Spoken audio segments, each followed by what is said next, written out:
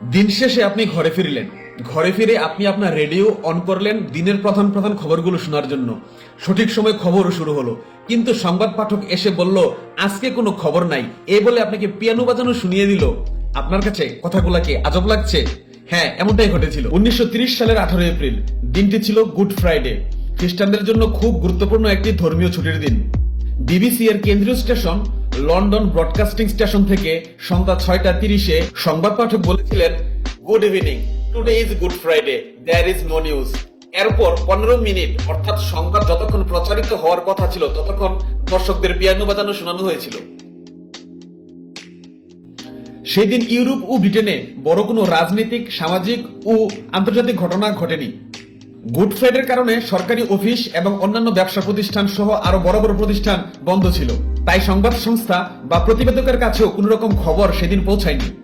আজকালকের দিনে এমনটা হওয়া কি আদৌ সম্ভব?